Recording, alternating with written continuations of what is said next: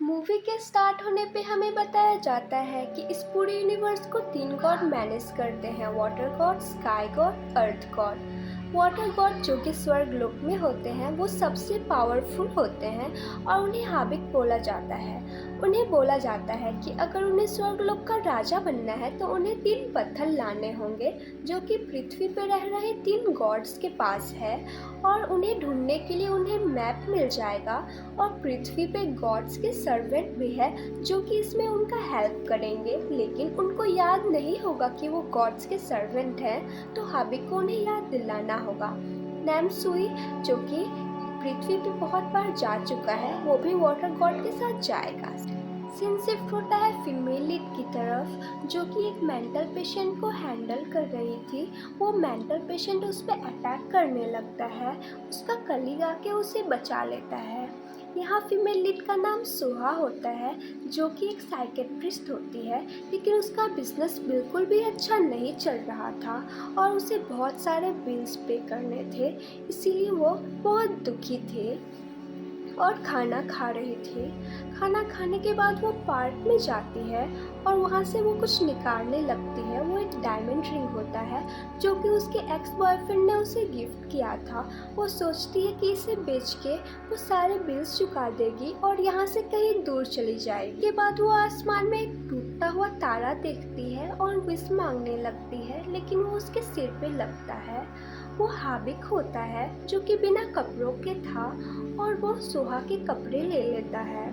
इसके बाद वो देखता है कि सोहा बेहोश है, इसीलिए वो उसे एक थप्पड़ मारता है ताकि उसे होश आ जाए और वहाँ से चला जाता है। होश आने के बाद वो देखती है कि उसके कपड़े और डायमंड रिंग दोनों गायब हैं। ये देख के वो सोचती है ये किसी चोर का काम है और चिल्लाती है, चोर मैं तुम्हें छोड़ूंगी नहीं। हाबिक जो कि वाटर गॉड होता है ये सब सुन लेता है और उसे गुस्सा आता है। वो बोलता है ये लड़की कितनी अजीब है, इसे तो मैं बाद में देख लूँगा, क्योंकि उस समय उसने सोहा के ही कपड़े पहने हुए थे और वहाँ से चला जाता है। रोड पे चलते हुए उसे नैमसुई दिखता है जिसने बहुत अच्छे सूट पहने हुए थे।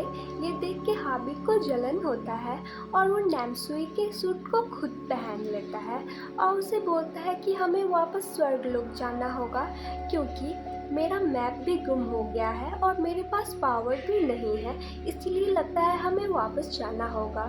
इसके बाद नैमसुई बोलता है ठीक है, लेकिन पहले मुझे कपड़े चेंज करने होंगे और हमारे रहने के लिए कोई जगह ढूंढना होगा जहां हम सो सके। इसके बाद वो चला जाता है। हाबिब वहाँ पे सुहा को देखता है जो कि उसके ही तरफ देख रही थी। वो उसके पास जाता है और बोलता है कि मैंने तुम्हारे कपड़े जानबूझ के नहीं लिए और मैं कोई चोर नहीं हूँ। सोहा नहीं समझती कि वो क्या बोल रहा है और वहाँ से जाने लगती है। ये देख के हाबिब को गुस्सा आता है। वो बोलता है कि तुम मुझे इग्नोर कैसे कर सकती हो, तुम्हें पता है मैं एक वाटर गॉड हूँ। ये सुन के सोहा को बिलीव नहीं होता है क्योंकि वो एक ह्यूमन थी। उसे लगता है कि ये कोई मेंटल है और उसे वो अपने क्लिनिक का कार्ड दे देती है और वहाँ से चली जाती है।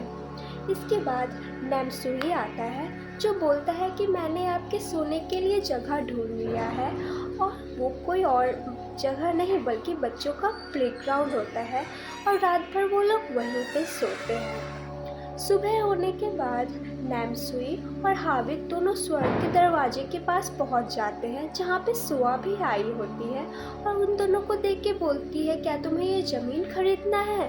हाबिब उसके पास आता है और अपना मैजिक यूज़ करने लगता है, लेकिन सुहा उसका हाथ हटा देती है और वहाँ से जाने लगती है।